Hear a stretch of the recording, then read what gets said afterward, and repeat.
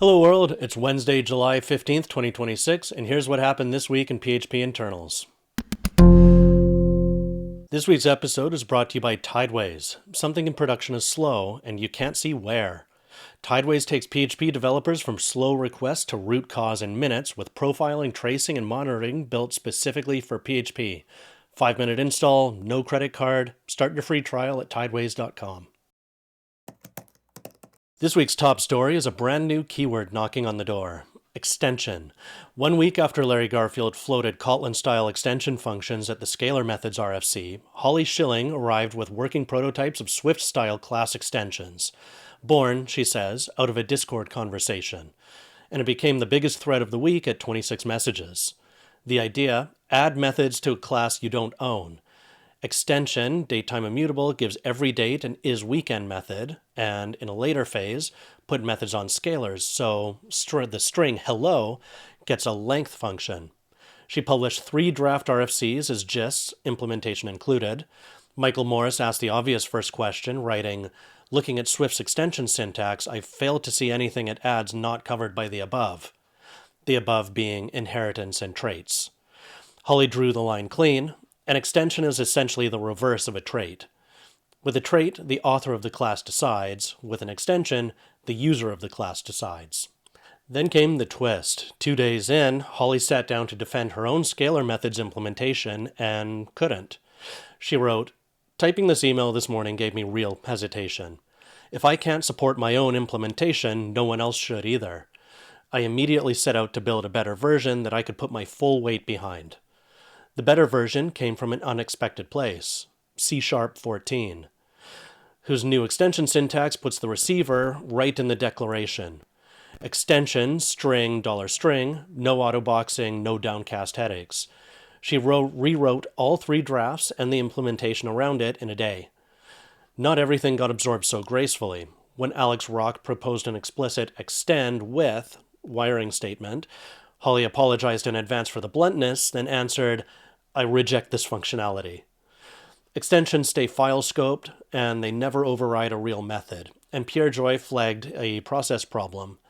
Proposals keep citing Discord conversations as their origin, while he reads only internals in GitHub, and found no reference to a PHP.NET Discord anywhere he searched. Gina P. Banyard's Deprecations for PHP 8.6, the annual bundle that spent June on fire, reached its quiet milestone. The list is locked. Gina declared the RFC frozen, with only minor amendments still allowed, and put dates on everything. "I will initiate a call to vote next week on Monday the 20th for the following Monday, the 27th, so that the vote is done by the 10th of August.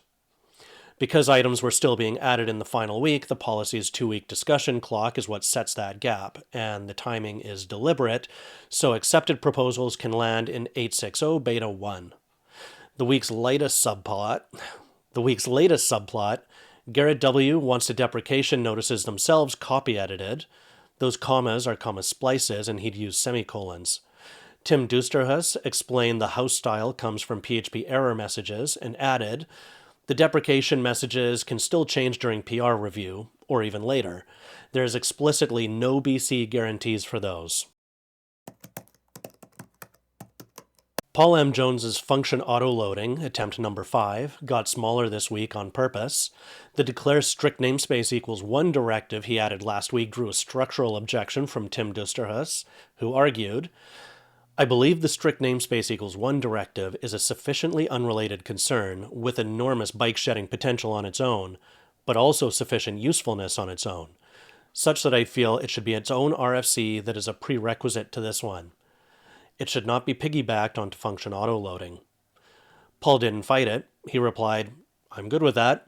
I'll prepare a separate RFC and remove that from the function autoloading one." And by Tuesday night, it existed.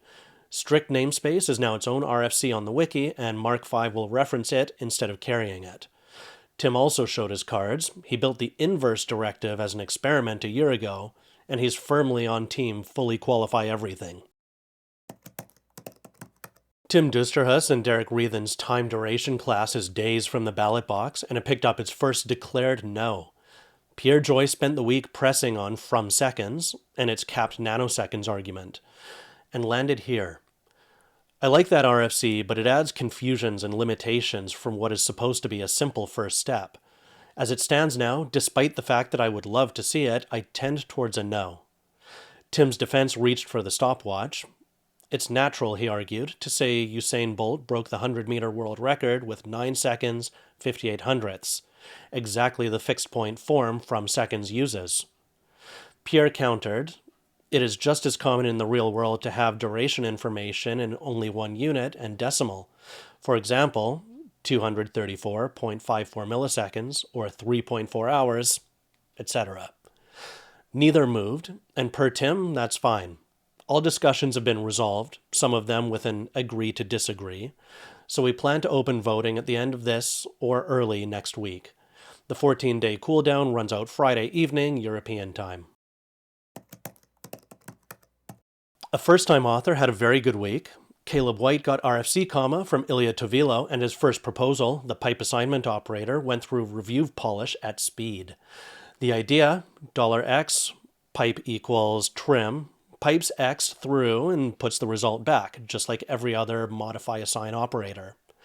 Tim Dusterhus liked the shape, saying, conceptually, I like the idea of having an in-place modification operator for function calls, and the semantics of the operator seem to be consistent with the existing modify assign operators we have, particularly also with regard to operand order. Nice idea. Tim also caught a precedence claim that was almost right. Assignment operators are not the lowest. The infamous or die pattern depends on it, and Caleb fixed the RFC the same day, both times. The list real energy went to naming. Ben Ramsey offered, I like to think of pipe as the volcano operator, while pipe equals is the erupting volcano operator. Then, last night, hours before we hit record, Liam Hammett published native markup expressions. JSX-style markup is first-class PHP expressions. Write a button tag straight into an expression and it compiles to new markup element, escaped by default, with capitalized tags becoming components. Liam headed off the obvious reading, writing, despite appearances, this is not a template language grafted onto the engine. The syntax is pure compile time sugar. First reviewer, Garrett W., questioned the capitalization heuristic. PSR4 isn't binding, and lowercase names are legal. Liam pushed back. Fallback resolution turns typos into silent bugs. With the capitalization root, rewrote fails loudly with a class not found error. With fallback resolution, it silently renders as a literal rewrote element, and you find out in the browser, if you find out at all. This is the ambitious RFC Liam requested wiki karma for on July 10th. Ilya Tovilo granted it Monday. RFC karma was granted. Good luck. Mark Hendricks wants to end PHP's double life. His pre-RFC makes ZTS, the thread-safe build, the default, deprecate the rest, and drop NTS entirely in PHP 9. He summed it up himself. TLDR, nobody wants to maintain 2 builds, and even having a necessary split is making things hard.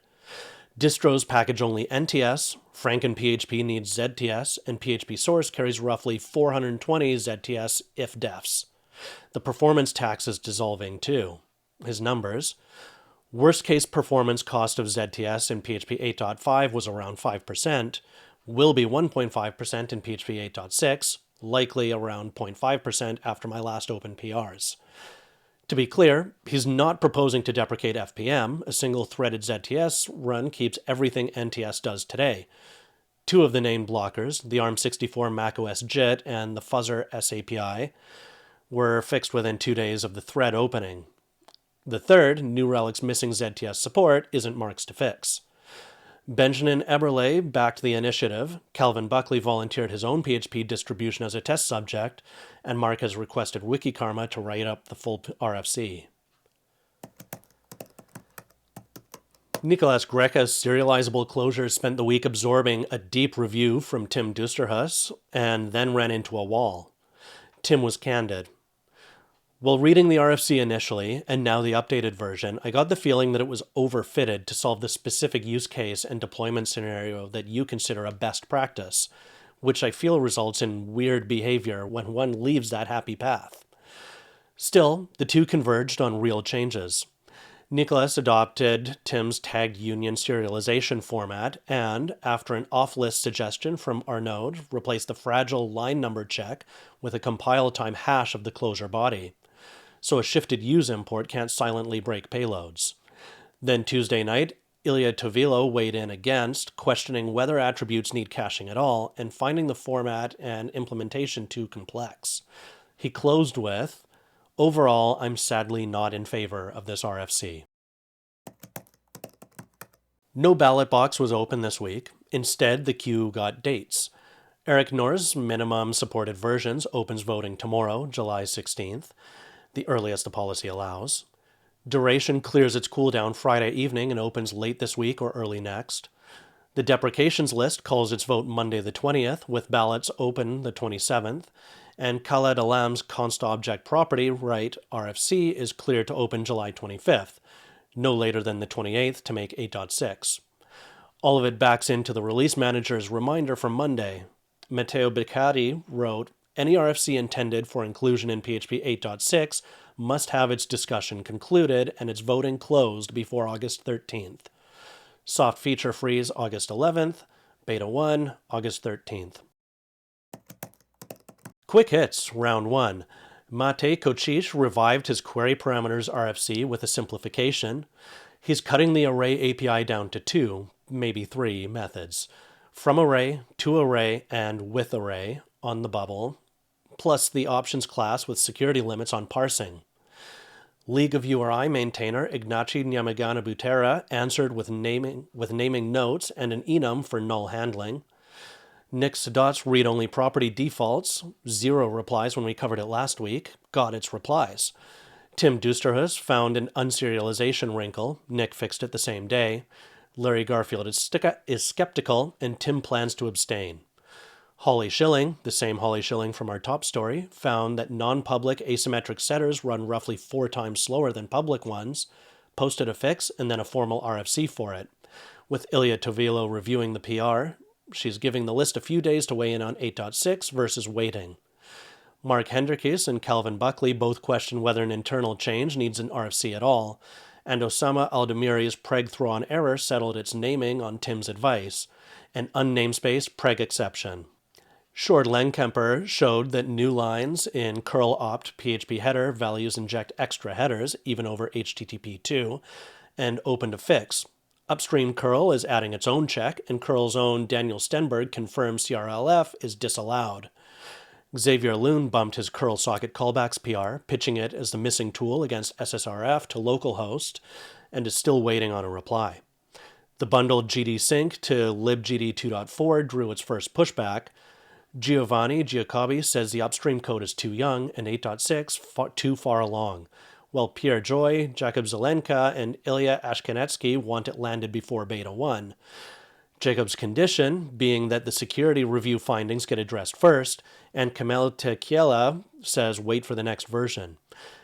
And the DTLS experiment in the OpenSSL extension became a real draft PR. Jakub Zelenka confirmed the direction and is already sketching the generalization it needs. So that's the week. A brand new extension keyword that rewrote itself mid-thread, a frozen deprecations list with ballots set for the 27th, function autoloading shedding a prerequisite RFC, a duration vote opening within days, carrying its first declared no, and a JSX-flavored surprise landing the night before we filmed. Nothing was voted on this week, and the ballot queue starts moving tomorrow. Links to every thread are below. Thanks again to Tideways.com for supporting this week's episode. We're Artisan Build. See you next week.